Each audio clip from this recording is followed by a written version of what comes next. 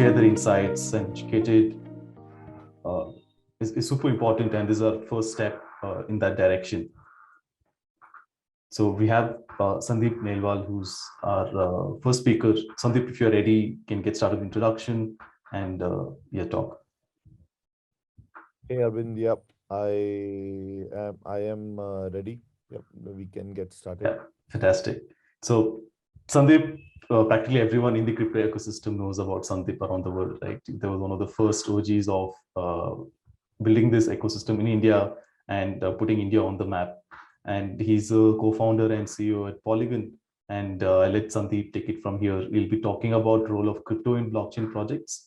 And most of us know, when it comes to crypto, we just look at it from a trading perspective, but it plays multiple roles within a project. It's important to understand them so that when we want to create new projects, we are able to apply the right models where needed. Sandeep, over to you. Yep. Thanks, Arvind. Uh, Yeah, if you could just so do a yeah, quick introduction, more than what I have covered, and then we have a bunch of questions that we'll cover, and then spend about another 15 minutes in Q&A from the audience. yeah. So I mean, I've been in the travel, and I think how we discussed is that we will directly start it as a sort of a you know I will briefly talk about it, and then directly we'll move into the Q&A, and I would love to do it more in a interactional style. So to start with, like the brief introduction about me is that, I'm Sandeep. I'm one of the co-founders at Polygon, and I've been, involved in the blockchain space since I think 2015, 2016. And I also come from a programming background. So previously, I was developing dApps for a lot of clients and things like that before we started Matic, and um, so overall, I think being from being from the business background, as well as having the technology background as a developer background, has helped me kind of to do slightly deeper into the ecosystem and slightly deeper into the technology. That how everything happens over here. Um, in terms of role of crypto in blockchain projects, I mean, so there are basically two different kind of projects, right? So one, and we are now seeing, for example, the like the apps are have kind of exploded in the blockchain ecosystem. But previously, maybe 1 year back, the primarily the established tokens were mostly used to be infrastructure tokens, right? So there are two kinds of crypto projects or token projects, I would say: infrastructure and app related.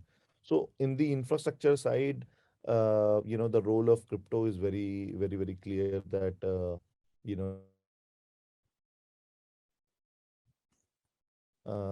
acts as the I mean, basically the crypto economic mechanism to kind of incentivize slash disincentivize that incentivize the good participants in the network, and disincentivize the negative participants in the system. So I mean, we have proof of work, like Bitcoin and early blockchains used to be proof of work blockchains, where this was used, like the tokens or crypto is used as the basically the crypto is used for the incentive mechanism, versus like now we have proof of stake, up and coming, and more infrastructure is using proof of stake. So where the underlying crypto or token acts as a basically a basically you act you use the token to kind of put a security deposit in the system. I mean, I'm just talking for the people to understand in the layman terms. It's like a proof of stake. Stake is basically a security deposit in the system, and then you basically um, basically use this particular token to kind of then participate in validating the network. And then once the like the positive participants are rewarded with the transaction fees and the block rewards in the system. And then if you don't do the or don't abide by the network rules and try to do something fishy, then your security deposit can be forfeited. So it's basically sort of a also has a disincentive built in to act in a kind of against the network. So these are the infrastructure kind of projects.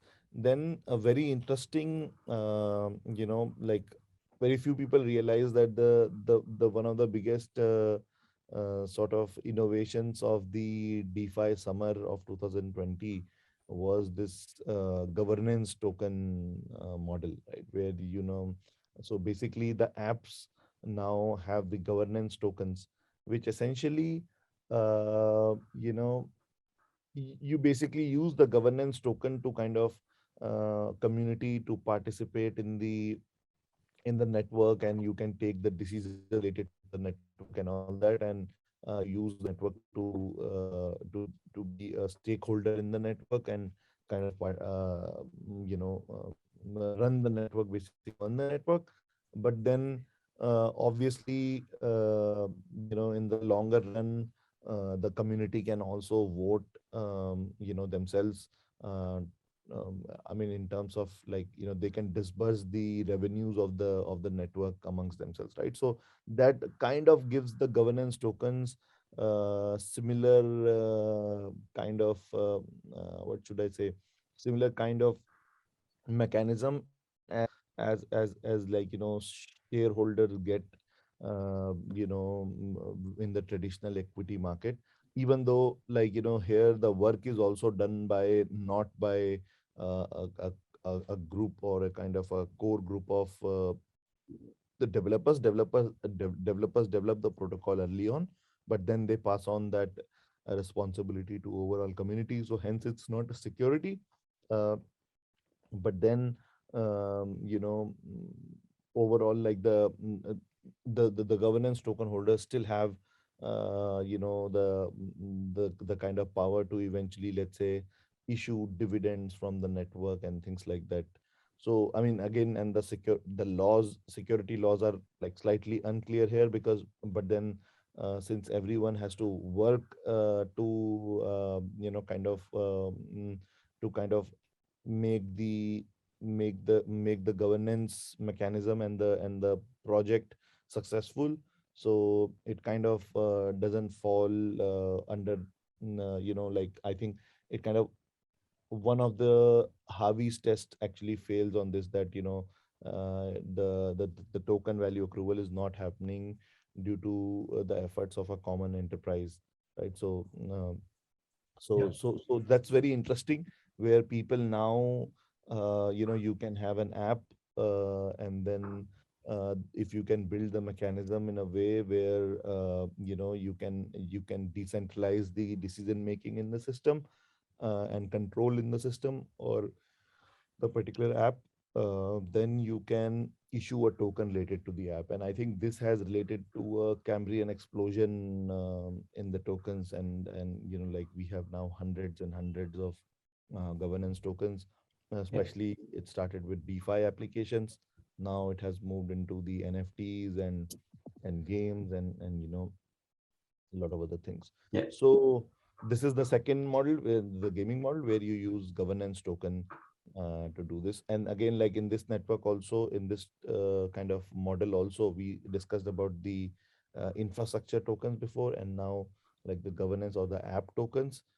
Here also, you use this token to allow or kind of enable the people who want to work for the protocol and the community of the protocol to be an owner of the protocol, and then people can participate in various things related to the protocol using the approving their stakeholding via this governance token. So these are two primarily models where crypto is used for the blockchain projects for incubating and having the community the say in the ecosystem, and having a more inclusive or kind of a community governance and community kind of led development and growth of the protocol. So these two are the main models. I mean, there can be some few more models which have not been successful. There is a payment token model where people try to create tokens which were used as the payment in that local economy. Not many such models have have kind of done well in the ecosystem. And I don't like there are a few more categories of some of such tokens, but yeah, like infrastructure and governance tokens are the main tokens to kind of use in the blockchain Got projects. it. Great. Thanks, Sandeep. I think one of the most common asked questions is what the subtle difference between a crypto and a token, and then subsequently it's followed by, do I build an app or should I build my own blockchain? Right. So if you could shed some light on how do you decide, do you just make another ERC20 token and build on top of an existing blockchain, or do you build your own blockchain and everything yourself? And is there any advantage when it comes to like token models when you go either way? Um, so building your own blockchain, I mean, it's very dependent on what kind of idea you are working on.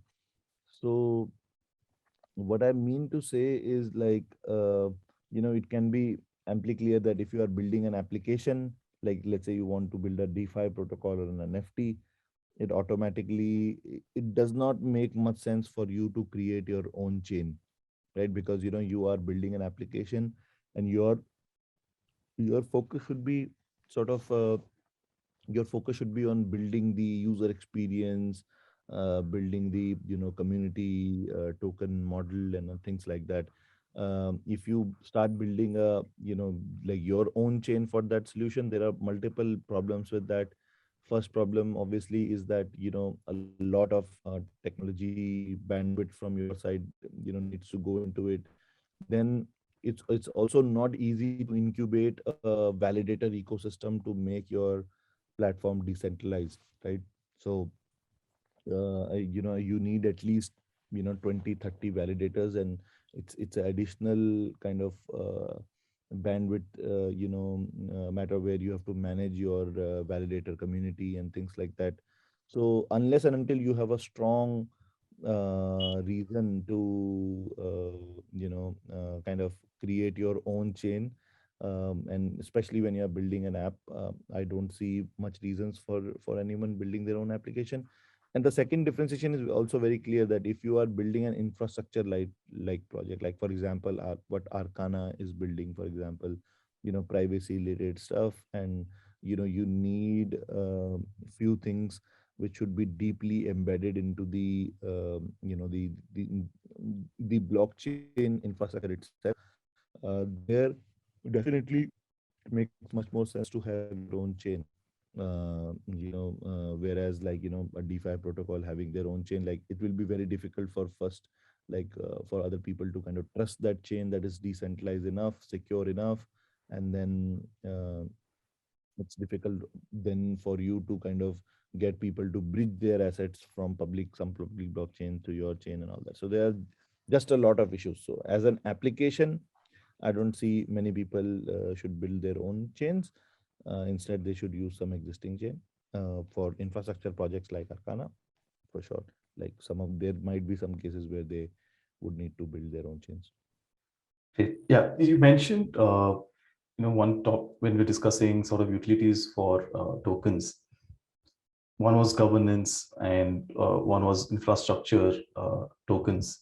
But you also mentioned, payments, using tokens for payments did not really work, right? But in certain case of infrastructure, they get sort of used through gas, right? But if it's like an app token, how do you see value accrual if payments in itself doesn't work in the ecosystem? Um, to just to get more into your question, that you are saying this in the context of a app token, or like a governance token, or a infrastructure token? As an app token. As an app token. So as an app token, you don't really, so let's see that how, let's say Uniswap, which would be a good example of a famous governance token, right? How Uniswap makes money. So it's not like on Uniswap protocol you pay the fees, or every trade that you are doing, it's not like you pay the fees in Uniswap token. Uniswap token simply, you have various pools, which are in very, very different, which have a very different kind of solution. Let me just see. Somebody says that voice is too low. Speaker, is it a problem with everyone else? I can hear Um, fine. Yeah, I can okay, hear fine as well. okay, okay.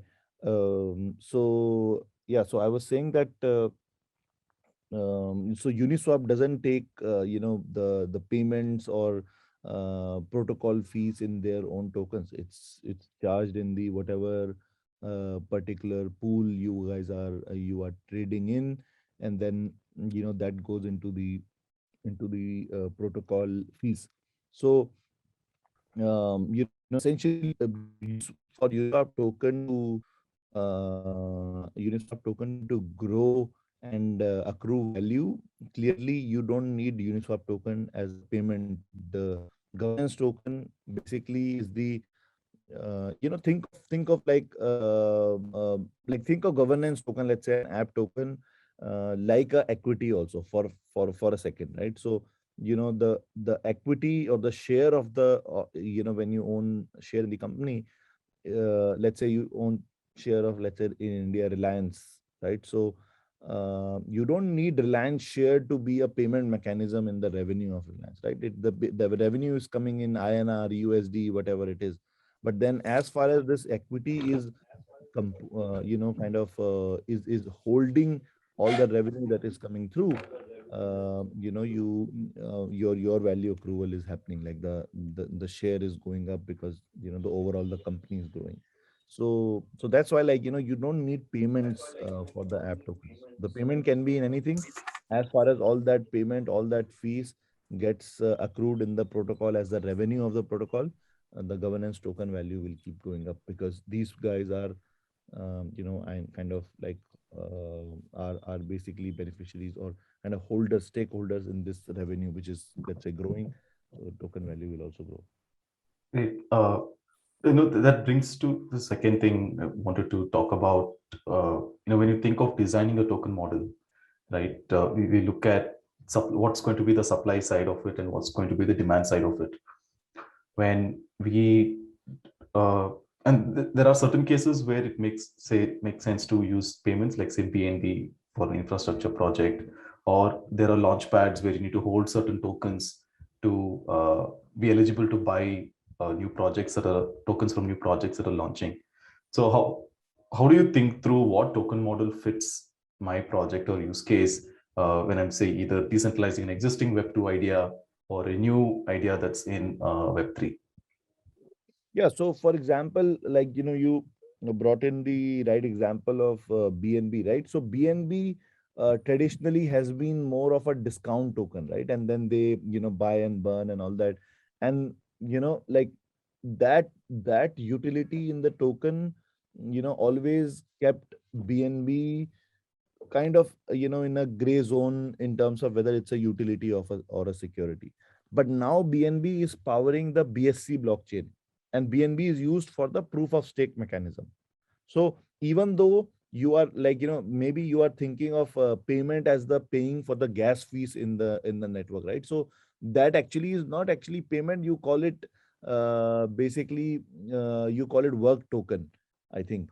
I mean, there was a somebody gave some classification. So this is basically to some on a particular blockchain, you are paying in BNB. But for a proof of stake network, so let me give you an example of Matic or kind of Polygon network, right?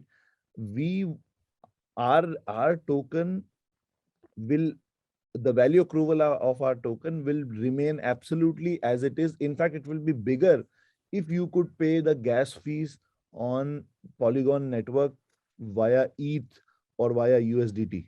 It will be actually bigger, because the token volatility, like the payment part of the token volatility is not that is not like, I mean, I don't want to get into the valuation models, but generally from a lot of kind of economists, it has been it has been emphasized that the gas part of the token, like when you are using the token as a gas fees, that does not add too much to the value accrual of the network. Like you can also think of it like in a ideal kind of a scenario. If you want to pay the transaction fees in Ethereum network, let's say, so you don't need to hold ETH to make the payment. You can actually, somebody can build a utility where I have my credit card, and then whenever I am doing a transaction, it buys the Ethereum from the network, exactly equivalent amount, uses that as gas fees, and I'm still back. So there is no incentive. If the token is only a gas token, then there is no incentive for any holder to hold the token.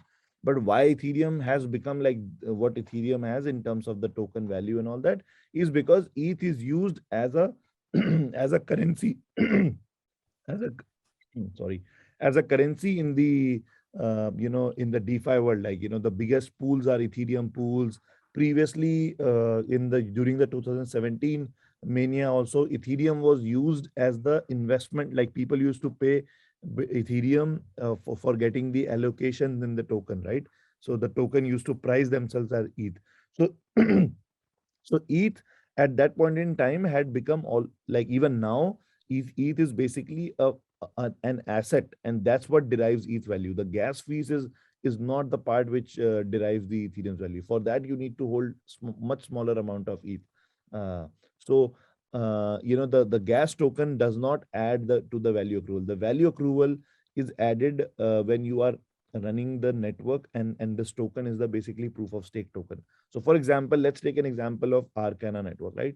So Arcana network, if let's say builds a proof of stake chain, e- and the proof of stake token is the Arcana token, you can actually, it's actually much better for you to have gas fees in, let's say, ETH or USDT, which is much more common and held by more people, right? So instead of Arcana token, because otherwise somebody who wants to use a network, he has to first go to some exchange, buy Arcana, then deposit Arcana, and then start using a network. Versus, let's say, if somebody was using USDT, USDC, he might be holding USDT, USDC, or ETH. They can simply deposit and start using your network.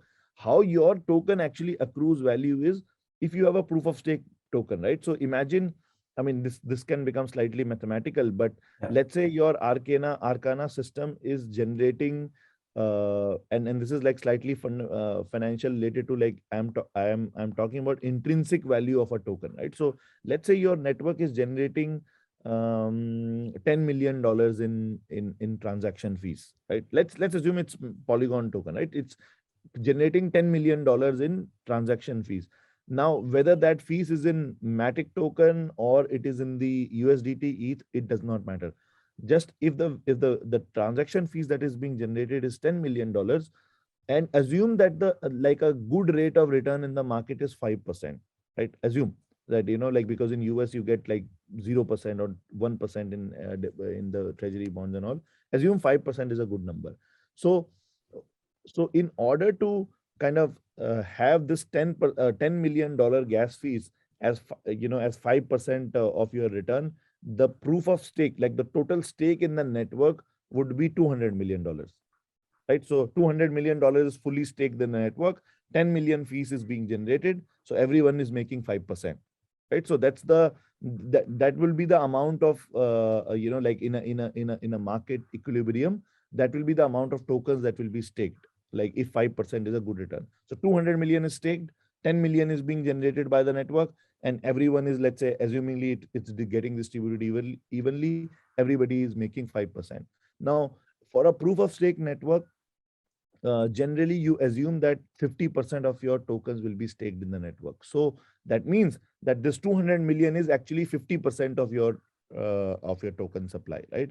So actually your token actually is $400 million in the market. So total 400 million, 200 is staked, and your network is generating 10 million. So people are happy to stake up to 200 million to kind of get this $10 million. Now, let's say your network starts generating next year $100 million in gas fees, right? Then this actually will also grow. Like people would be happy to stake up to $2 billion of stake, and they will keep buying. There will be more demand from the market. Why? Because they want to get that transaction fees. Now that transaction fees can be USDT, ETH, doesn't matter. But what's the fundamental value of that? If the transaction fees for an infrastructure is going up, then the proof of stake participants in that network will be making more money, and that's why they will buy the token in order to stake in the network. That is how the fundamentals of a proof of stake network work. And in this scenario, $400 million will be, if $10 million is being generated from proof of stake network, $400 million will be roughly the intrinsic value of the network, and then the market assigns a further premium, 10x, 20x premium. So this network might be trading as $4 billion, let's say, in the market. So that's how the philosophy of stake works. Great. Yeah, I mean that offers a lot of clarity in terms of even thinking of valuation, right? How do you evaluate a project? And I think looking at it from the point of demand side for returns rather than payments, I think clarifies and simplifies it a lot. Yes. So when you think of revenue purely through gas and transaction fees, and that being given to token holders, then how do you tie this into a business model where you want to make, say, revenue, right? For developers or acquiring customers. And so how do you structure a token model where you're able to sustain both and there's also a reward paid out to users? Is there a percentage or any sort of models to look after? Hmm. So, I mean, your fundamental question is how do the developers make some revenue out of this, right? Yeah.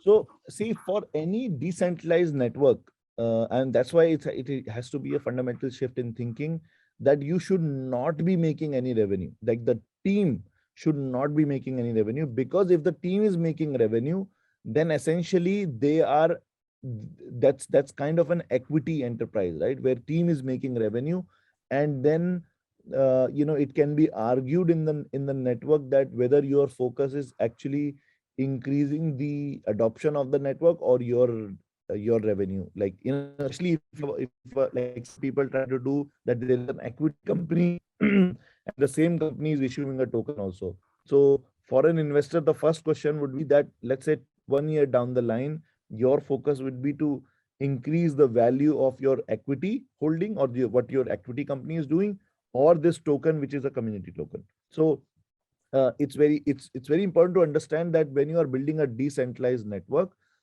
you should not be thinking in terms of creating revenue for your team. So how you build this network is, and how your team actually is incentivized, is that, let's say you are issuing 100 million tokens, right? And you have reserved some team tokens, and there is some small treasury also.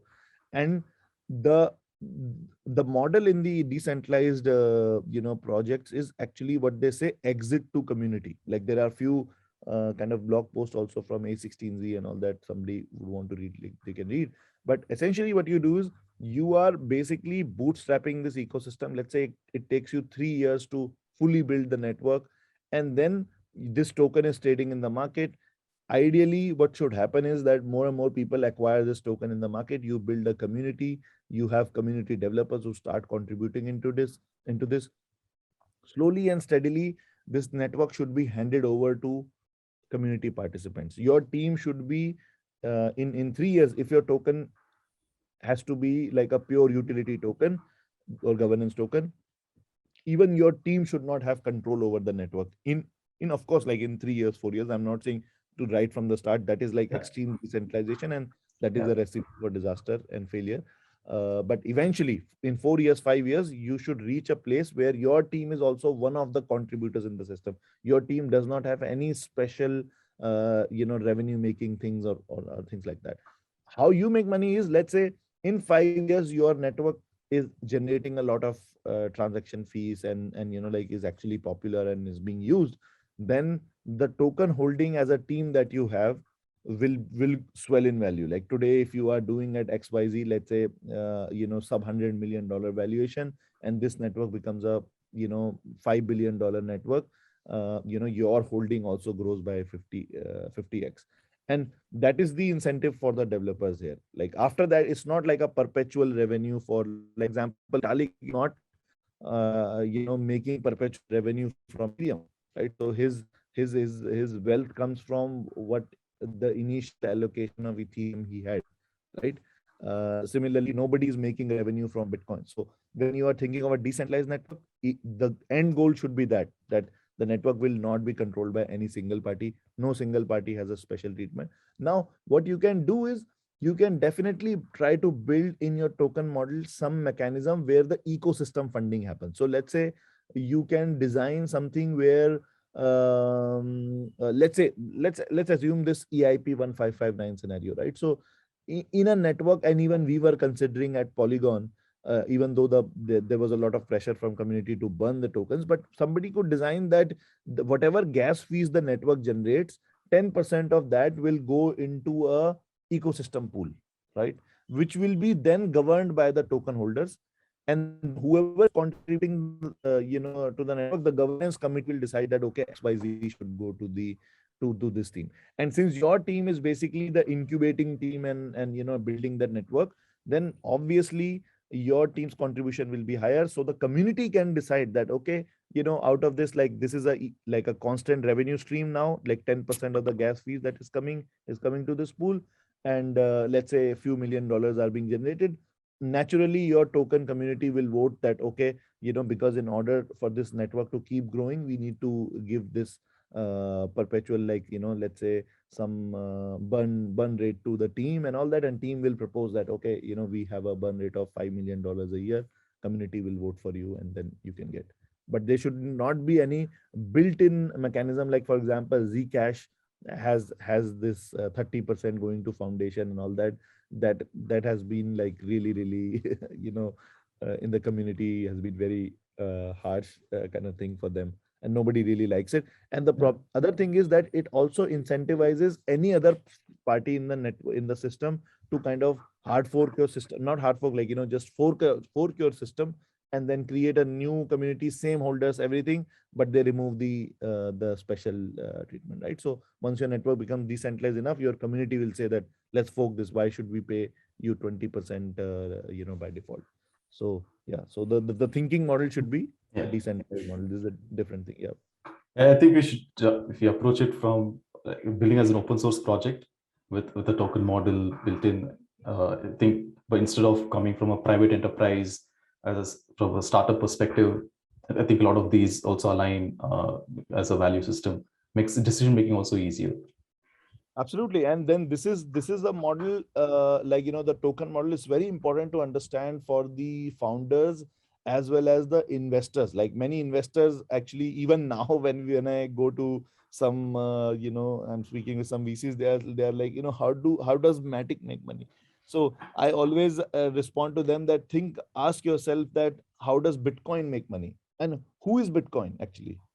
So nobody is Bitcoin and everybody is Bitcoin. Whoever owns any Bitcoin is basically Bitcoin, and whoever sort of and actually there is nobody who is getting any special like kind of revenue out of it. It's like a network which is running by the community for the community, right? So that's the fundamental model here. And coming from the startup background, it's really hard to kind of initially digest both for the founders and VCs that there will be no revenue. Yeah, I think, like you said, a great example. And when someone asks, how do you make revenue? How do you sustain? You always say, even Matic makes zero revenue, right? And they're $10 million Yes, project. yes. And it should not make revenue. If it starts making revenue, it becomes an equity enterprise.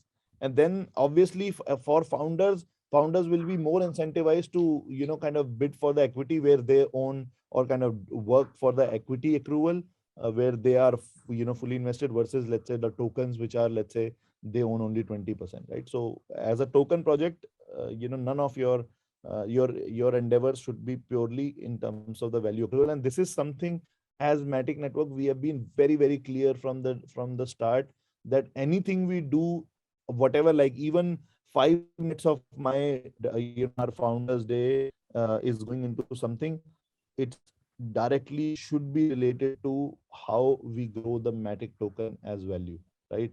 And then even now that you see that we are taking these big bets, kind of doing large acquisitions and all that, these are like, generally founders tend to grow into a mode that, no, these tokens are somehow like the treasury tokens. They start thinking of them as like their tokens, right? So, and this is the Indian portal, the EasyFi founder Ankit actually made a very nice statement when I was explaining this to him. He said, that, yeah, like, and he understands this part. He said, uh, token बढ़ाने के लिए token फैलाना पड़ता है. I mean, in Hindi, it actually he's trying to say that if you want the token to grow in the value accrual, you have to spread the token, right? So people start thinking that treasury token, like the theme, let's say, has 15 to 18% tokens, and then the other tokens are, let's say, whatever, like the treasury has, like, or ecosystem has 20-30% in the token. They start thinking of those tokens as their own tokens, and that is the doomsday scenario, that the moment you start, like, kind of holding those tokens, that no, these are, like, at the end, my tokens, and I, like, you don't, this is, you are actually a custodian of those tokens, communities tokens, those are communities token, your project's communities token, and you have to use those tokens to grow the overall value of the network, right? So the moment you have that kind of perspective, you start utilizing that token to grow your network. Like, initially you will incentivize community more, you will incentivize like the partners more, and things like that from that token. If you start thinking of it as your wealth, you're like, oh, I'm giving this $50,000 to this, for what? Like, that those $50,000 are, first of all, they are not $50,000, even though your organization might Yeah. think like that. And secondly, it's not your money, it's community's money. If the community grows with this, it should be given, right? So of course you had to be very kind of just, and what do you call, very pragmatic in that.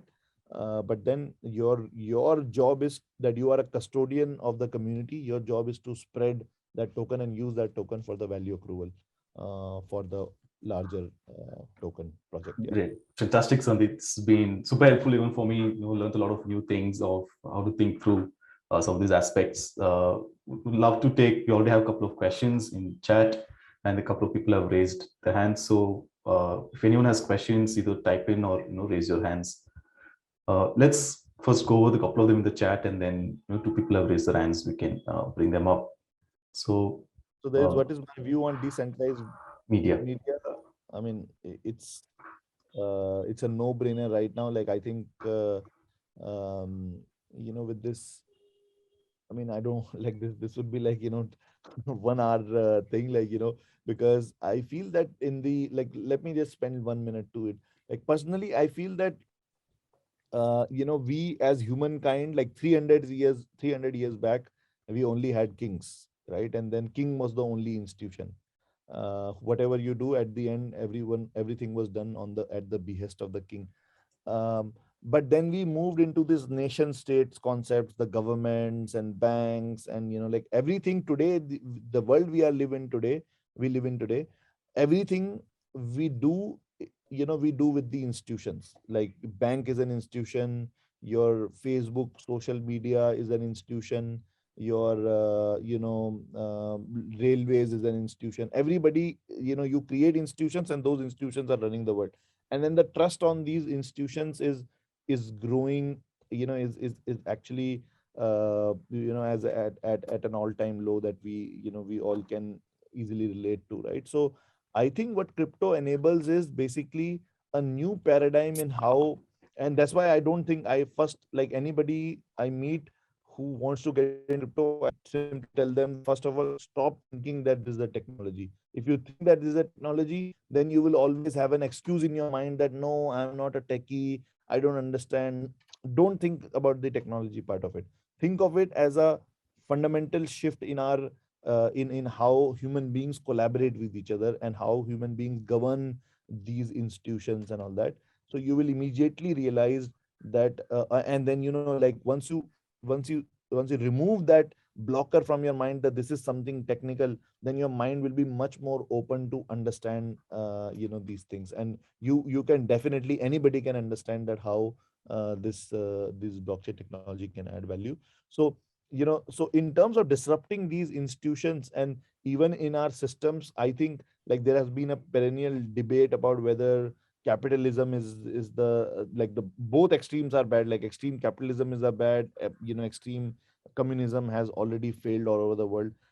In my, and this is like a growing thesis, and that's why I say that if somebody is interested to write a blog post with me, please hit me up on Twitter and on this.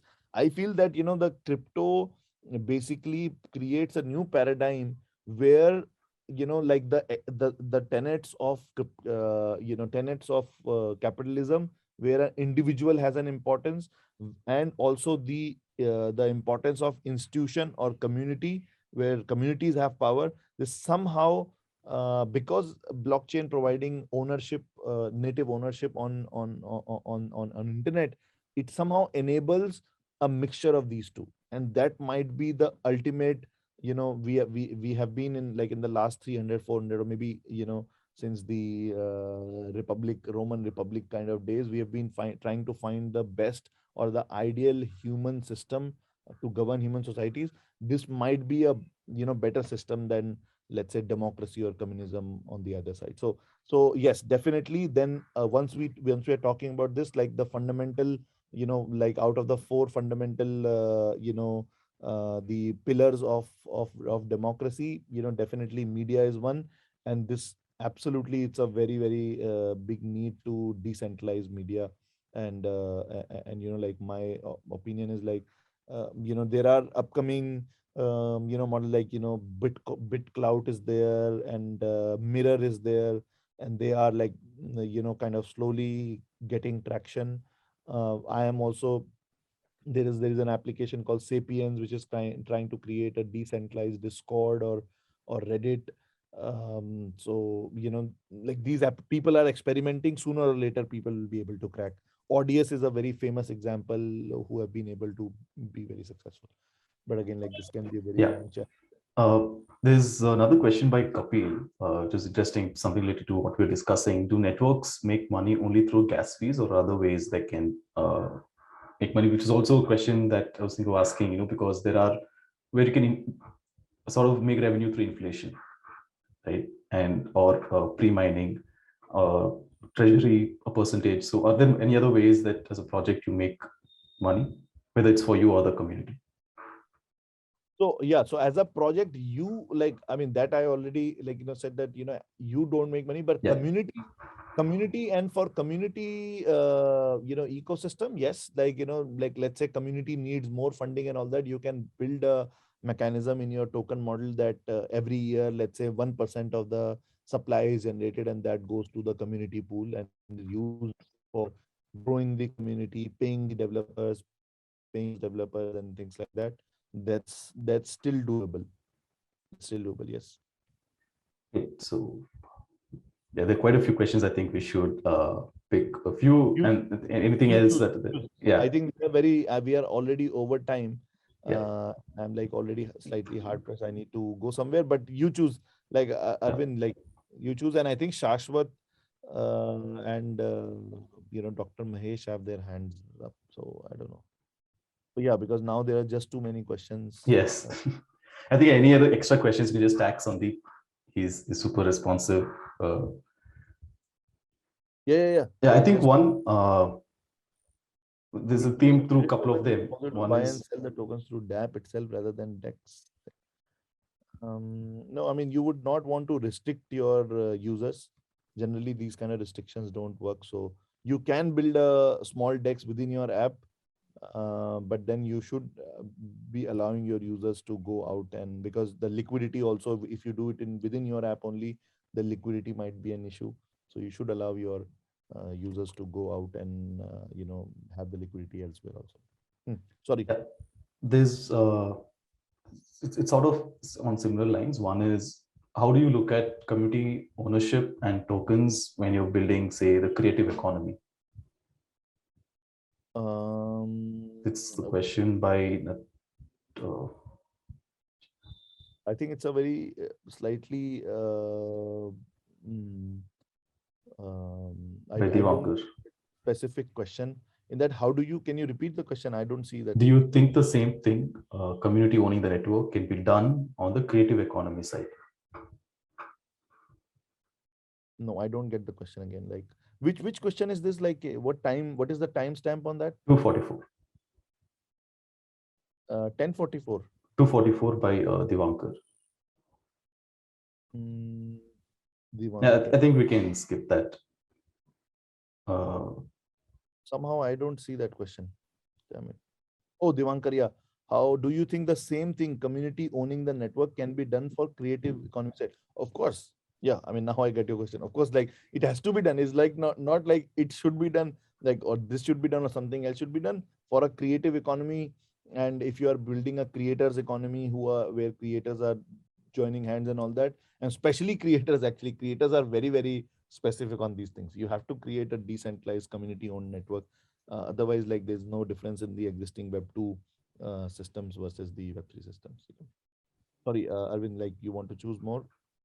I think we'll just pick one more. It's not related to a particular use case, but at what point? I'm assuming this Shashwat is like is Shash from Altcoin Buzz. He's like, his hand is raised, like he must be painting. Like his hand is raised since last, like, I think, half an hour. Sash, is that you? I'm more than. Thank you for the chance, man. Okay, yeah, no. So I thought you were Shash from Altcoin Buzz, but yeah, like your hand has been for quite some time. It must be painting. Yeah, I think you mistook me for somebody else, but yes, my name is also Shashwat. I have been in the space for a while.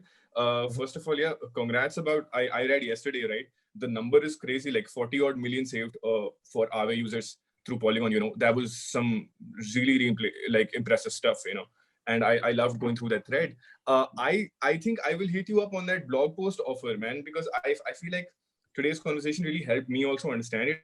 I think the term we should come up with is open source capitalism, because the idea is, even on the VC end, that's really the problem, is that crypto is kind of on a spectrum between asset and currency. And so what happens is, for people that are considering things in dollar value terms, they're thinking of revenue stream. Right. Shashwat, so, sorry, I really appreciate the enthusiasm, but if you have a question, you could take it, because we're already running late. Right. Yeah, but you can also host a Twitter space with you later. Yes. Discuss open source capitalism. Basically, I just wanted to say that I'm going to hit Sandeep Bhai up for that blog post. I'm really into it. I have a bit of a writing background, so up for it if you cool. That'll be good, man. See you on. Thank you so much. Yeah, thank you so much, Sandeep. This was fantastic, and I really appreciate you taking the time. Thank you so much. Thank you. Thanks, guys. Thank you. Bye-bye.